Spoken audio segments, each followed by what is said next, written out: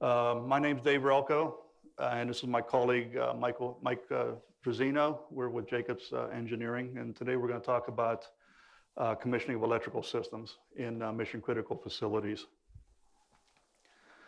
As always, we start off with a little safety moment. This is just a good reminder that when you're doing commissioning, any kind of commissioning, you should always have your proper PPE. For electrical commissioning, don't forget when you're doing generator testing, we want to have your ear protection because generators running at full load are pretty loud, over 100 dB or more, especially if you're in the enclosure.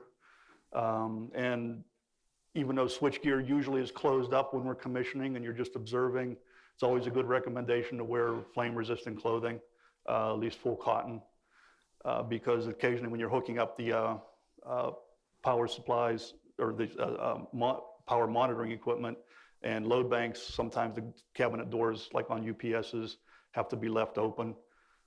And also make sure that if they are left open, that the areas are properly cordoned off with safety barrier tape. We're going to talk about two projects.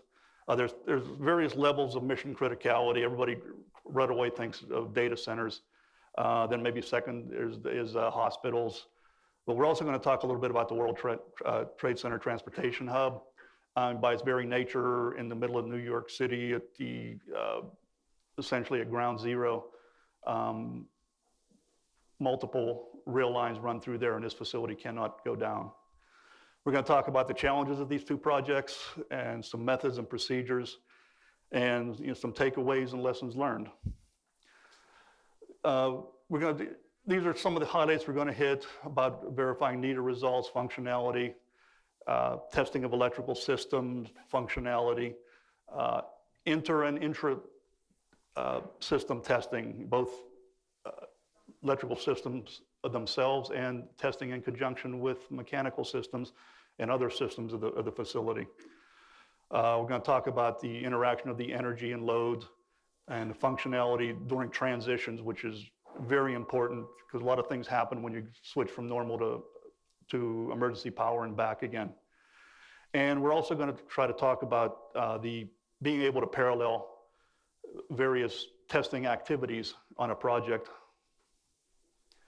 At this point, I'm going to turn over to Michael, and he will talk about his experiences and some fundamental commissioning at the World Trade Center. All right, thank you. Good afternoon. The project that I helped commission was the World Trade Center Transportation Hub. It's located in downtown Manhattan. It's the third largest transportation hub in New York City. And the facility is this oval-shaped structure. It's surrounded by Tower 1, Tower 2, Tower 3, and Tower 4.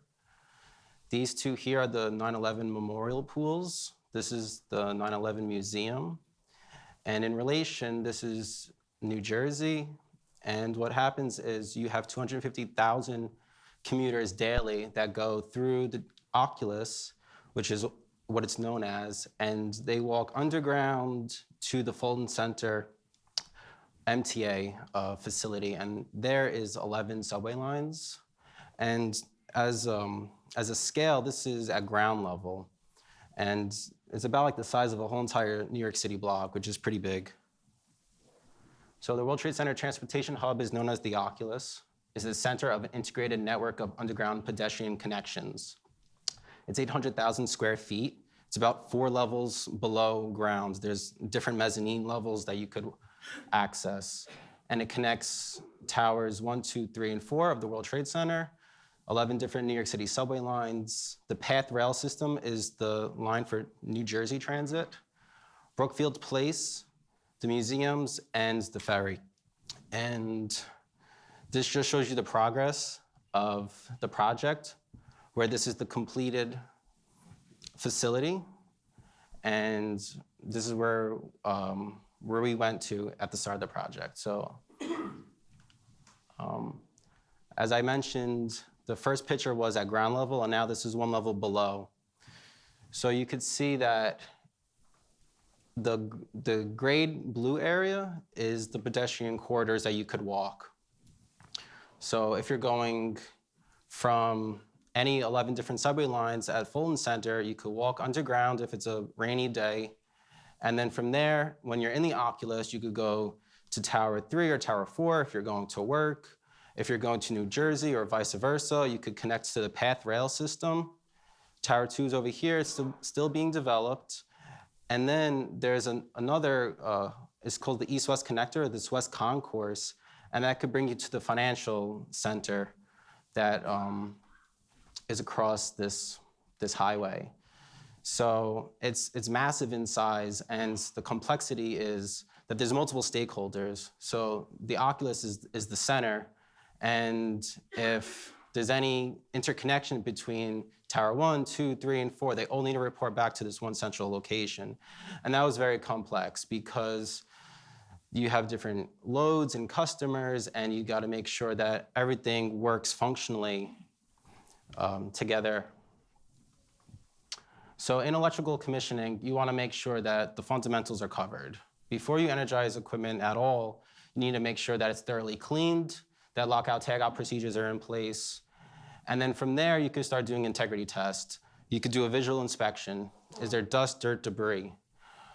You could see that the A phase, the B phase, and the C phase are color-coded for the conductors. They're tie-wrapped. And then when you do a mechanical inspection, where the connections to the bus bar torqued properly due to the specification. And then after you do that, you're going to make sure you want to do your NETA testing. So your ground resistance, insulation resistance, overpotential, and current injection. And then once you complete all those, then you can start moving into functional testing of the equipment that provides power to. So these are pictures of some of the fundamentals. Now, when you have electrical equipment, the specs is going to say it has to be on a 3-inch housekeeping pad and it needs to be bolted to it. Well, when you're bolting your piece of equipment to the concrete pad, you have to get a hammer drill a hole, and that creates fine dust and sediments. And you're going to see that it collects onto equipment during that installation phase. So if a contractor says, yeah, I'm ready to do testing, like, no, you have to really clean out all this construction dust that has settled onto your equipment. Once that is cleaned, you're going to make sure that your power circuit breakers have lockout tagout through the phasing of the project. So if someone's working downstream and they don't want you to energize it, you could use this lock system to make sure personnel are protected. And then lastly, when they're filling out NETA forms, this is what a sample looks like. So when you're doing your insulation resistance testing or your current injection, this form allows them to record all those values, because that needs to get submitted as part of the complete package when you're submitting your documentation. Now, in a mission critical facility, the most important thing is protecting the load. So after we make sure that the conductors and everything is good, now we're going to start looking at the equipment upstream. So working our way up the riser diagram, from the load, you're going to have a UPS, an uninterruptible power supply. And what this is just a fancy battery pack. You have a battery cabinet that has batteries that could provide 30, 60, 90, or 240 minutes of power at full load to your load in case there was a complete loss of normal power. So if that did occur, you're going to want to make sure that your UPS is protected by an automatic transfer switch that receives generator power.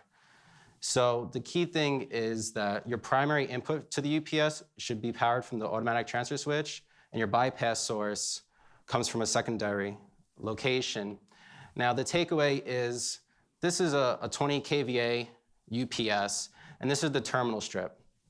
So on the diagram, you're going to see that distinctively the two sources are different. But when you're in the field, the terminal strip, these two positions are for the primary and the other two are for the bypass source. Now, if you switch them, then your load ultimately won't be protected from the emergency source anymore, and you're going to have a loss of power, and that's not good. So you're going to want to make sure that the cables are terminated at the proper terminal strip location. Now, if you ever need to maintain your UPS, you could have a maintenance bypass panel. And this allows you to completely remove the UPS from the room, maintain it, and this will never affect your downstream load from losing power. but the maintenance bypass panel needs to have a Kirk key interlock so that your maintenance personnel know the correct sequence of operation when opening and closing breakers. Now in this example, per the submittal, this is how they're supposed to install the cylinders. One at the UPS output isolation breaker and one at the maintenance bypass breaker. But in this case, it was installed in the wrong position, and if this was never caught during your pre-functional checklist or your system verification checklist, after turnover and your building maintenance is trying to do maintenance, they could inadvertently lose power to your downstream load because the Kirk key interlock is installed incorrectly. So this is going to make sure that your customer never loses power to their load and the facility will always be operational.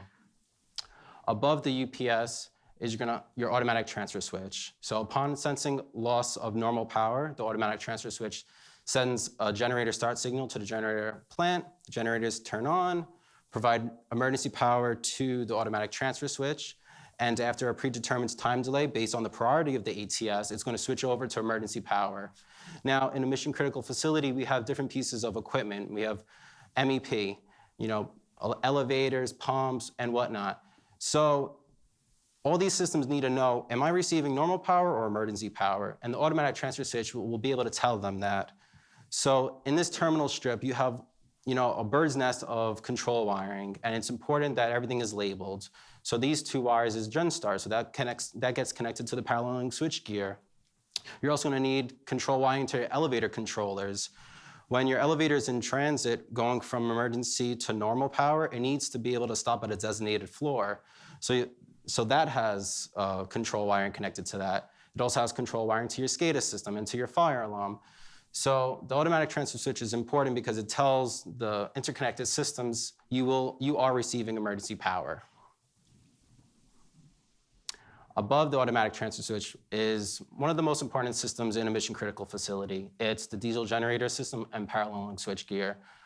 So upon receiving the generator start signal from the automatic transfer switch, you can have multiple generators if you have a large mission critical facility, and each one of them will start up and provide their power to the paralleling switchgear. When their sources are paralleled, you could then provide that downstream power to your connected loads. So on the image on the right is one of the generators being rigged into the facility, and make sure you follow all, it's roped off.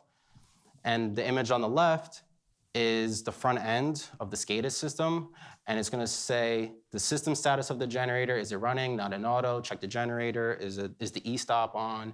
As well as all the different system alarms that the generator is capable of producing. So when you're functional testing a generator, you're going to want to make sure that you test all these different inputs, because in a failure, the building maintenance staff need to know what the actual issue is. And if it never gets reported to the front end, it could create a little chaos. So you want to make sure that when you're functional testing, all these different inputs are tested, as well as making sure you do full load testing per NFPA 110 individually for the generators, and then you want to test them all collectively as a group.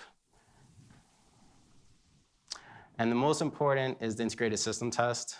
So for electrical commissioning, we call it a black start, pull the plug test. That's when you lose complete power to your facility at the incoming source, and the generator should be able to become online and provide emergency power to the entire facility.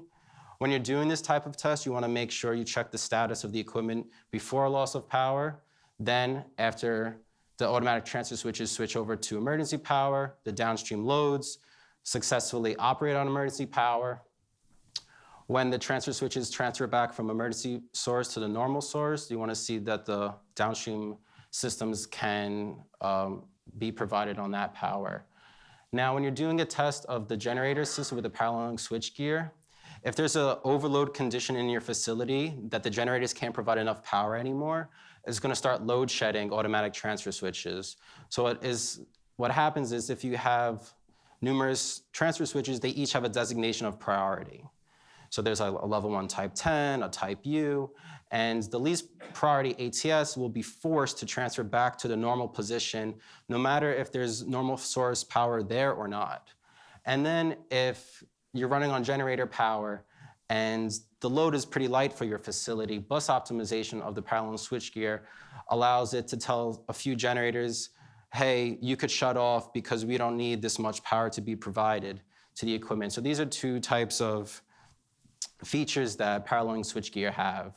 And when you're doing this type of test, it's very complex. There's multiple vendors that you're gonna need. You're gonna need the vendors from the automatic transfer switches, the generators, paralleling switchgear, and then if you have elevator contractors, and the list goes on and on. So you wanna make sure that you plan this accordingly, you communicate at the facility. Since it was underground, sometimes there was poor reception, or there was, in 800,000 square feet, it's so far that the best way is to have your handheld radio. So do you have enough handheld radios? Do you have enough arc flash suits? Because that was an issue where if they're in 8 different rooms, that each contractor has his own set, and and you find that out when you do planning.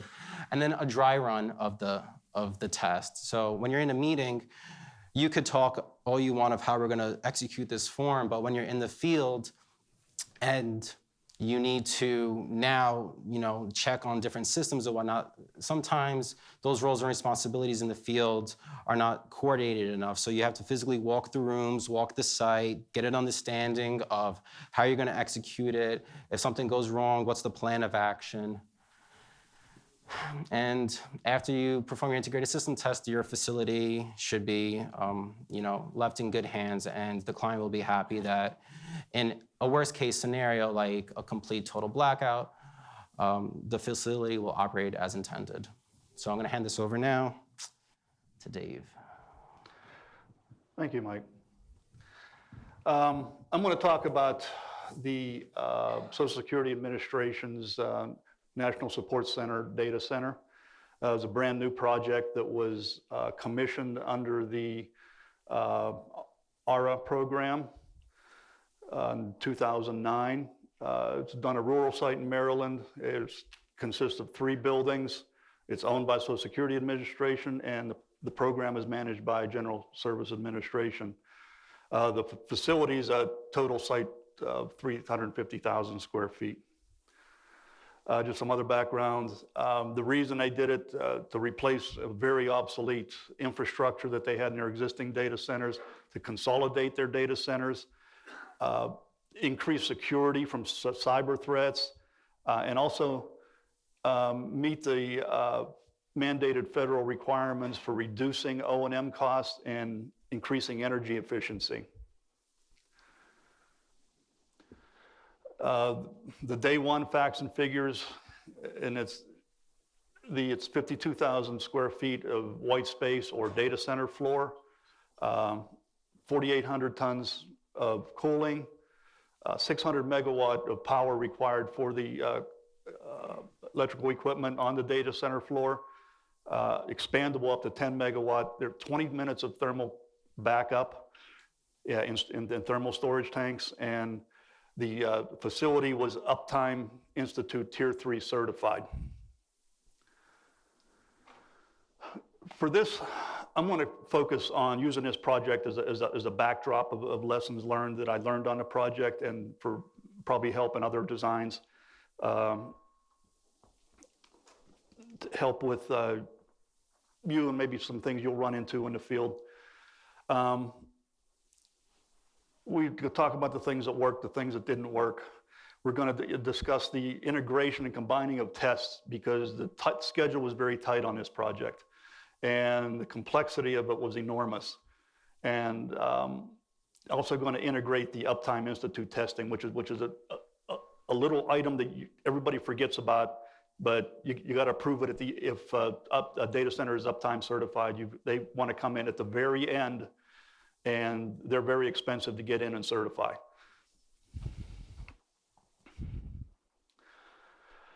Electrical commissioning, and I call this electrical commissioning, but it's really overall commissioning with an electrical point of view. It's not standalone. It's very important that the systems and the commissioning and the operation of the systems be fully integrated with all the disciplines, with the mechanical disciplines, even the architectural disciplines, the building systems, the elevators, et cetera. I once heard and read an article about electrical commissioning that there's 3 C's. It's called communication, communication, communication. I agree. I took that a step further and I say communications, coordination, and cooperation. If nobody's listening to your communication or communicating back, it doesn't matter who's talking. So, without the coordination, cooperation, you really don't have anything. And you need to develop your lines of communication early. You got to develop your team.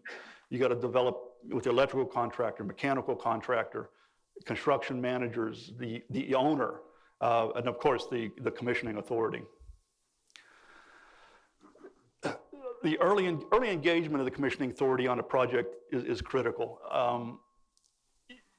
It can't always happen. Fortunately, on SSA, it was an enhanced commissioning project where we were brought in at the very concept stage. So we helped develop a lot of the concepts of the design, which made a big difference. Gives you the chance to start reviewing design reviews, even conceptual design reviews, because you're going to be looking for things like maintenances and clearance opportunities. Can you really service that generator? Can you service? I'll take the mechanical. Can you get to that VAV unit that's above the ceiling, above three tons of piping? And along with that, early involvement is scheduling. The overall commissioning schedule must be blended into your commissioning schedule. Don't let it happen at the end. A lot of general contractors are going to take your commissioning schedule and they're going to say, okay, we're going to get all our work done, and okay, now you can commission, because they know you want them to be done at the end of before you go in there and actually start commissioning. Any of you in here that are really, commissioning agents know that never happens. I don't think I've ever gone on a project where the piece of equipment I wanted to commission was totally, truly ever done. But we're all fighting schedules and we're all trying to make it work. So the sooner you can get everybody believing in some schedule or some level of completeness, the better off everybody's going to be. You've got to embed the commissioning schedule into the general schedule for the general contractor. It cannot be something that just is something that happens. Give your general contractor anticipated durations of your testing. They don't know how long it's going to take. How long it's going to take to start up a generator and test it and run it. How long is it going to take to do the full functional testing of the paralleling gear that I'll talk about later, but you're going to be wanting the generators running while you're doing that, because that's the only way you can truly test the paralleling gear. The SSA project was also uptime verified. So that actually does happen at the end. They will not come in until you certify that the building is complete and done. So, and one other item in there that I forgot to mention, don't forget, if you're doing load bank testing and you're using portable load bank testing, especially on a data center floor, there's a lot of setup and breakdown time. Early engagement, I talked about design reviews. Look for opportunities during design reviews. One that I pick up and has become very dear to my heart is IR inspection ports. It facilitates commissioning, because you don't have to suit up when you're checking bus connections to see if they're not overloaded or balanced or mistightened. You can do it from outside the back, and that's the inspection ports right there. Okay, and even during his time, start looking at the drawings and looking at the flow of equipment and the way the electrical is feeding mechanical equipment, and try to maybe work with your mechanical commissioning agent and figure out if there's ways to start seeing how you can blend the testing of the equipment together. Generators, UPSs, and ATSs can be tested, and switchgear, automatic switchgear, can be tested by itself. You can take a generator. As a matter of fact, you definitely want to test a generator and UPS by itself on its own load bank to its full capacity. This will confirm its operating parameters, its transient performance, its regulation performance, its steady state performance, and everything. The one thing that probably doesn't happen a lot, to get the true performance, you really need to use inductive and resistive load banks. Every generator and every UPS is rated at a 0.8 power factor, and that's the worst case condition, and that's what you want to test it to. You also need to understand what the transient parameters really are. We had a situation at the SSA project where somebody says, oh, that generator's got to have a maximum voltage dip of 10% at a 0 to 100% step load, 100% of its capacity. Well, if there is no generator that comes out there without being grossly oversized that will perform like that. A standard generator out of the box is going to have a 30% voltage dip at 100% load step. That's a given.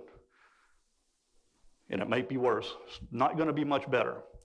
You can get better than that by oversizing the alternator. You can get better than that by oversizing the engine, or a combination of the two, but it's not going to happen. What we did find out was, once we dug deeper into it and the people that wrote the original requirements, was that they were actually, well, okay, they meant the worst case step out of the 4-step system as the generators were getting loaded up during the load steps of the downstream automatic gear that was dropping load on the generators. So in this case, we divided the worst case step by 4, then any one generator is only going to see that much load at the worst case at any time, and everything was fine. And if they don't have a good testing requirement or good procedure, you can always go to ISO 8528, which is the standard for combustion generators, alternating current, gas, or diesel rather, and they have performance criteria in there that you can use, but there's still like 4 levels of requirements, so you're still going to have to work with your owner to determine which level, and if they don't want to commit, take the easiest one. You can take the worst one and it may not work. If you take the easiest one, that's standard generator out of the box type performance. It's okay to start blending tests together, functional performance tests. I like to create little mini ISTs just to verify the operation of downstream equipment. Take, for example, a transfer switch. There is, if it's supplying on SSA, we only had transfer switches that went from A side to B side of the power system. They weren't on a generator. They literally just went from A side to B side if you lost one. And they fed the crack units on the data room floor. And we found multiple occasions when that transferred, because of the timing settings on the ATS, the VFDs would fail due to an overcurrent situation, and it had to do with the improper setting of the VFDs. It may not have happened if the mechanical testing just did it by turning it off and waiting a few minutes, turning it back on again. But because of the nature of the testing and the timing of the transfer switch, it caused an overvoltage reading. It wasn't really an overvoltage. It had something to do with the DC supply inside the VFD, that it didn't work properly, and we had to reprogram all the VFDs. In all my experience, I can guarantee you're going to get VFD failures on a mission critical project, because they're never always set up properly for the equipment they're feeding. That's a good spec item whenever you want to put something in a spec about make sure that the VFD is set up for the equipment it's serving, whether it's a pump, an air handler, etc. Paralleling gear, I think, is the biggest challenge in electrical commissioning. You can do factory testing. That's the only way you're going to be able to truly get make sure the operation at least works. The breakers exercise, they transfer, they turn on and off when they get a signal. Initially, the problem is there's things you can do with the factory testing, because in factory testing they only use generator simulators and generator loads, or load simulators on the load side. And you can do things in a factory that you wouldn't want to do in real life. And we had this situation at SSA. We had a 100-page test in the factory for the thing. I tried to perform most of that test and had the right half of it off because it was non-functional and useless. once you connected the generators to it and once you connected actual load to it. Combined test, pre-test any uptime testing if you have it on your project. Get it worked out, make sure it works properly. On this project, we had 68 uptime tests that had to be performed after the building was ready for turnover. This is a little diagram of the block load system. This is all the medium voltage switchgear, your incoming lines, crisscross all over the place for redundancy. There's a tier 3 SSA, and if you know a little bit, it's pretty complicated with levels for uptime levels. The only reason this probably isn't a tier 4, because it was truly an A side, B side type scenario, 2 complete systems, is we only have 1 set of generators. The complexity was we got 1 set of generators feeding 2 parallel load banks. So the situation with the testing I was telling you about is that in the factory, they could say, okay, these generators didn't connect here, so we'll connect them over there, and we'll connect these here, and everything else will work fine. That sounds nice, and they did it. We tried to do that on that. The generator's own safety said, no, I ain't gonna do that. I can't. I can only sync to 1 load bank. I cannot have multiple generators synced to 2 different load banks and still operate downstream equipment. So it was actually, as we dug deeper into it, it got to be a dangerous situation. And then just to add a level of complexity, like I said, the small transfer switches that we had on the projects only served some crack units on the floors. Actually, they were PRA units, but here is our transfer switch. It's full medium voltage switch gear, 2 emergency sides because of the paralleling gear and the normal source. And then these are downstream feeders.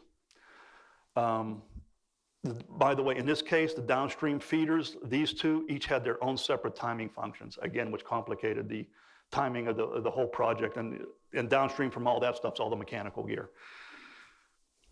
This is why as much of this stuff as you can pre-test in mini ISTs and get it working and coordinated, the better off you are by the time you move on to your other testing. At the data center, we did, and we highly recommend that on the floor load simulation. This way you're gonna be able to both test your electrical load from the electrical load banks are connected directly to the PDUs, unless you have true equipment load that the IT people will let you switch on and off. And that'll never happen. So in this case, it was a greenfield site. Most of the equipment wasn't there. We had no load. So we had to bring in 6 megawatts of floor-mounted load banks to put on the project. This in itself was a scheduling challenge. It was a operation challenge, but it allowed us to simultaneously test electrical and mechanical failovers, fully test the mechanical systems. And again, I don't say this enough, schedule your startup and breakdown time. Also, when you've got 60 suitcase style load banks sitting on the floor, every time you want to do a different load state, you got to go change them all. There are some coming out now that have some programmable functions, and quite frankly, I don't know if they work well. We couldn't afford those on this project, so we had somebody running around every time we wanted to go to a load state, and we had this down to a science. It was rehearsed very much so that he knew exactly what to do, would go around and change all the settings. We set up to be able to simulate, and it was a requirement of the project, to simulate both day 1 loads of the facility that had 1 megawatt of power, along with the day 2 or the final build out loads of 6 megawatt. And we had to simulate all of that equipment, or all of that load scenarios at various load profiles. We also used water-cooled load banks to simulate the water-cooled servers that were installed at the facility. Again, not only trying to work the mechanical or the electrical loads and the mechanical loads together and trying to truly put the load where it was. And the reason was we needed to prove, as part of the requirements of the project, the PUE, or the power usage efficiency, effectiveness of the data center. It was part of the program requirement that the contractor had to meet. Oh, a caution when connecting air load banks, watch where you connect your fan and control power. If you're going to have a load drop to that load bank as part of the normal test, you're going to lose that load bank. If it's not connected to an outside source, it will drop. You're going to have to go turn it on. This briefly is, this is the whole data floor. You're going to see little dots. I know they're hard to see. I blew some blow-ups up there. Those are the load banks that we put in. This was a full hot aisle containment facility. Had 3 types of racks, as I mentioned, water cooled. We had a hot aisle, direct into hot aisle contained racks. And then we also had chimney style that discharged directly into the plenum above the ceiling. So we had to get creative on what to do with the load banks because they were not, we had no equipment to put them in. So where we didn't have racks installed, we had to create our own little curtains where the aisle would be, and we literally discharged the load banks into that area. And you can see here just another view of the curtains. In the racks with the chimney style racks, which are these, we just had to open up one of the cabinets and kind of seal it off with some construction material to make sure it vented into the rack lineups. There was some conversation, well, if we stuck it into this end, we're going to get the right distribution all the way through the things. We actually put temperature sensors through that to make sure we were getting a good flow through all the chimneys the way it would have happened with the actual equipment, the actual servers or whatever was in those racks. The IST challenges, we had 100 and separate IST tests from small IST. Remember I showed you the little transfer, the medium voltage transfer switches, I call them, actually called primary selective switchgear. Had two emergency sources. Well, we tested those in conjunction with downstream equipment separately. We had 8 of those, and we had the mechanical equipment attached. And we just started to build up entire tests all the way on this project, so till we got to the final tests. You know, from the mini ones to the final test is what we called Armageddon. And that's where we were running literally the site at 0 redundancy and ran a few scenarios that we felt comfortable with of what if. So, and you know, the tasks were, you know, essentially that you can read those, but they're, you know, just, you need to include, again, load bank setup and shut down and adjustment, thermal plant storage on your ISTs, you know, your complete electrical redundancy. For thermal, we burned the whole facility in for 24 hours. We literally had 6 megawatts on and heated up that data floor to make sure we were working at the highest level we could to get our actual readings. And the only way to make the IST work is this item here. You have to have all personnel available. You can't do this with the general contractor or the electrical contractor sitting there because he's the one that's operating the generator. If something fails downstream, you need the mechanical contractor down there to adjust the equipment. You need it to fix. You need somebody to turn the wrenches, turn the screwdriver, adjust the settings. Somebody sitting at the BAS panel, or we had a PCS on this project, process control system, to see what the setting is and start diagnosing problems as quickly as you can, because after burning a building in for 24 hours and getting it the temperature you want and then allowing it to cool and heat up naturally, as though it's a natural operating vehicle, you don't want to have to do that again next week, especially when you're trying to meet a budget and time. I talked about placing and resetting the load banks. This was a little the graphic we developed in the PCS system, that told us what the loads were on each PDU and what the zones were, so that we made sure we matched exactly what was required or what the IT predicted their loads would be, so that we could get the true load profile of the facility. And again, we practiced this setup going between the various load stages we had to go, load profiles we had to go several times so that we could do it within a reasonable amount of time. And we got it down to within a few minutes. We also, the challenge is data gathering. One thing to do is work with your BAS system, or in this case, the PCS system.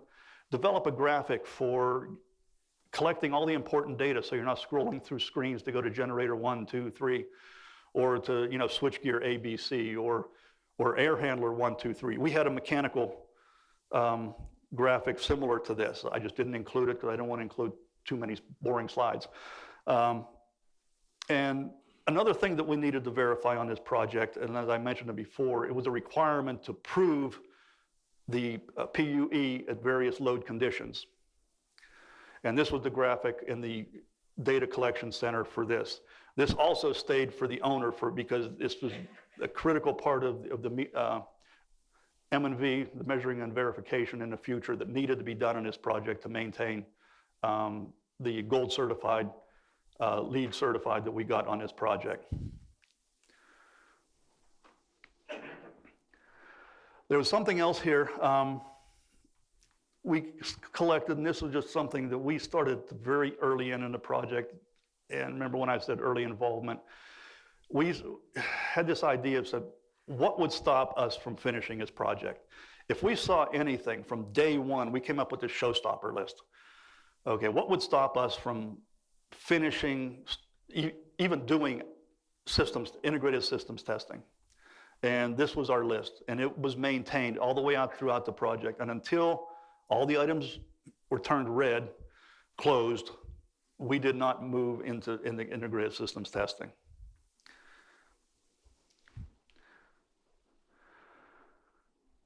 Just in conclusion, commissioning mission-critical facilities, and really any facility, needs a significant upfront planning. Mission critical more than others because there's a lot of, it's very, very expensive if the system fails. If it's a standard office building, the worst that happens is you send people home for the day. Here, you're losing, probably costing millions of dollars a minute of data flow. So the system has to perform. And a hospital, if a hospital fails, if the emergency systems and the operating system of a hospital fails, you're hurting people, or have the potential to anyway. You got to engage your professionals as early as possible on a project. And this is where I said, I'm moving away from, this is commissioning from an electrical point of view. And the goals must be realistic, and balancing cost versus performance decisions.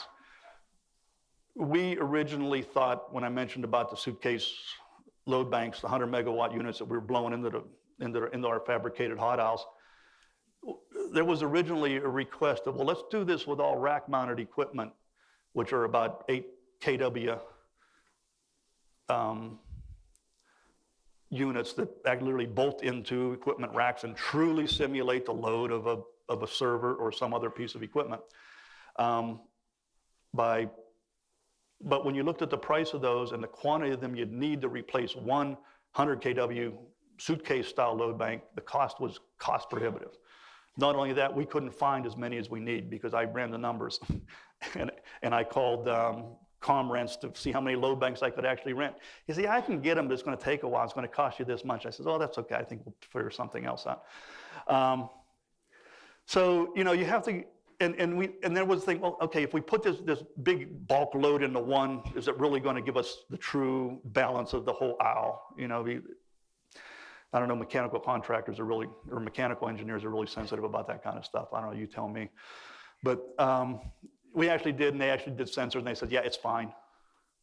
We were able to get simulated properly. So, that's that balance, cost versus performance. It's teamwork. We got to work together, work closely with your counterparts in other disciplines, with the general contractors. we had a whole team of that would, you know, it was just, and I think I missed a slide here somewhere. Yeah, I think I mentioned this and I forgot. Remember I told you, see that guy right there in the orange suit? That was Travis. He was the guy that went around and adjusted all the load banks. That was his job. He was really good at it too. He was also the assistant MEP manager for the contractor on the project. But yeah, that was the team. We had good rapport with everybody.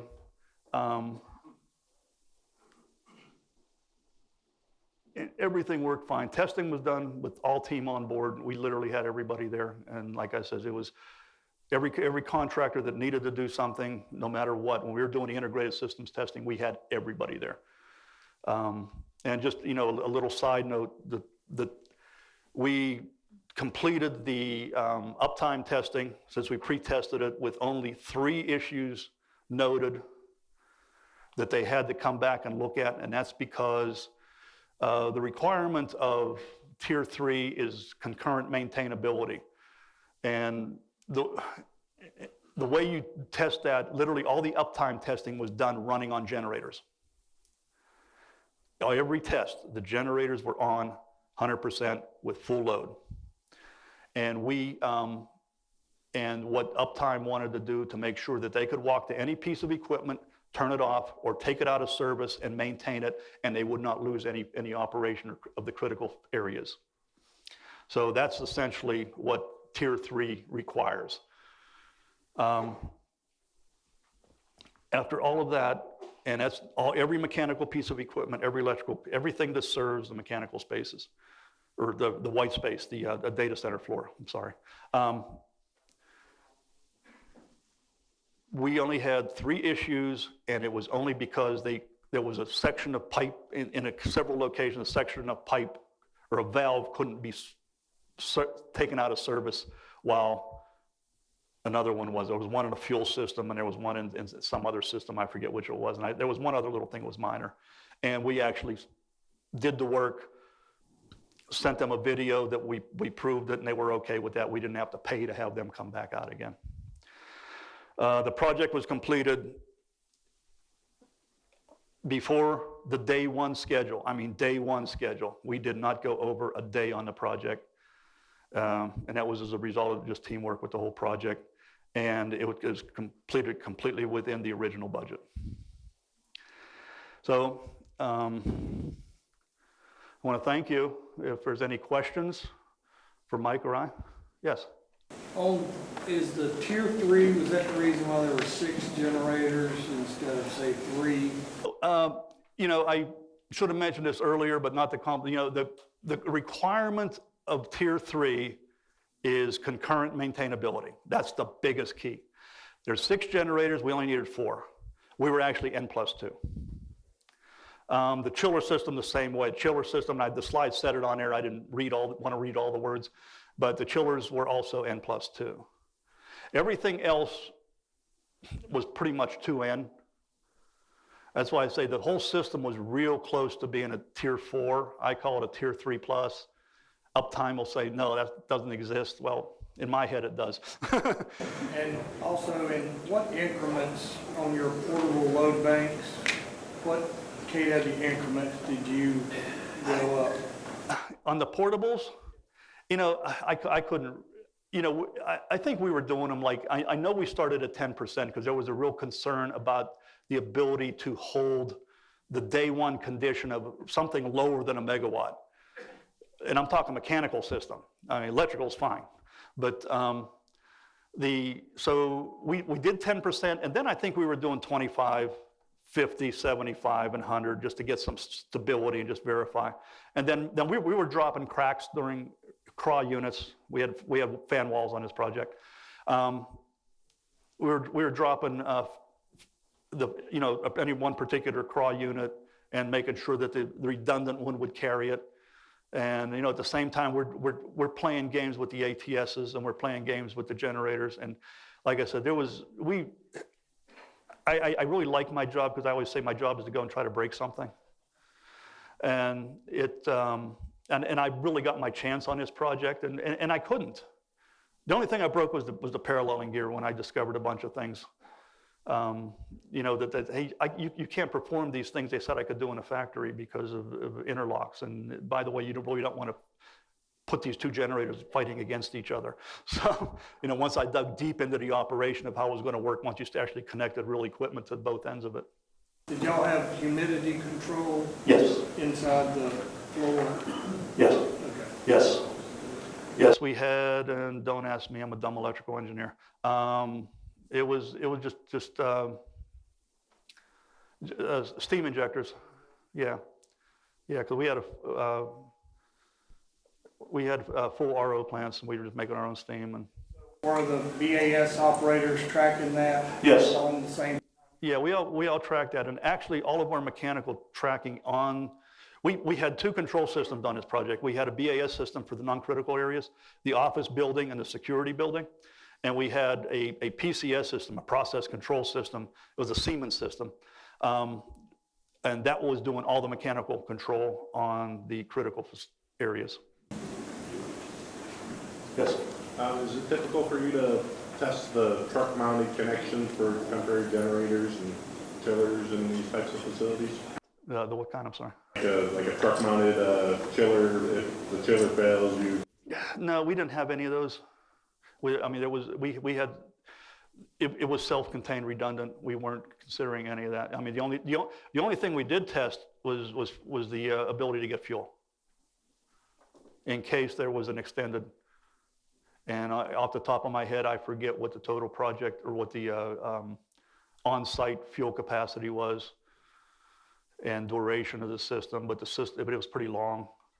But we did run them down and tried and actually simulated the ability to get fuel. There was still a single fuel source though? You were diesel only? Yes, we were on diesel only. Yeah. I mean, normally on mission critical systems, we recommend a dual fuel, you know, uninterruptible gas service as a backup, right? Floods and you can't get a diesel. Yeah, that was talked about, but you know, it's they elected not to do a second source. I mean, that was talked about early on. It was brought up. They felt more comfortable as the location. I can't exactly tell you where it's at. I mean, anybody can find it, but I'm not supposed to. But you know, it's in Maryland. But you know, but it's unlikely to have that problem. So, but you know, again, it was a risk analysis. It was done early on in the project. Thank you. Yeah. Yes. Is there overlap between, in the first presentation you talked about NETA testing, is there overlap there? Did you guys coordinate the NETA testing, or was it part of commissioning? Yes. What, NETA testing? Well, NETA test, you know, we always require, and we didn't want to get deep into commissioning 101, electrical commissioning 101 exactly, but you know, part of our, before we even want to step into a functional performance test, we want to make sure that the contractor, our pre-functional checklists that we'll develop and the contractors execute, okay? One of the items on it that the NETA testing has been done, and two, I've seen it, okay? And yes, we did do that, you know, specifically on a SSA project, and I know it was done on the Trade Center also. Yes. During electrical commissioning, do you ever cross disciplines in as much as if you're doing electrical commissioning in a hospital, you have ASHRAE 170, so you need to maintain relationships in AAIs, PEs, ORs. Is that something that you would look at in that phase when you're doing the transfer, or is that something you would exclude? And if you didn't have mechanical commissioning at the same time? Would I look at it? If it's necessary, yes. And again, it's a lot of it's scope and what I've been hired to do. You know, but you know, if there's things that are required that I'm brought in, yes, those are items that we would look at. I'll cross disciplines myself just because I can, years of experience, you know. But so it's yeah, and most of our engineers will go both ways. So we'll do whatever it takes. I mean, I have mechanical engineers that will do the electrical commissioning on some equipment and vice versa. I mean, I'll go out and do mechanical commissioning too. Yes. On the hub project, the the load shedding was just at the ATS level. The paralleling switchgear is what tells the automatic transfer switch to shed.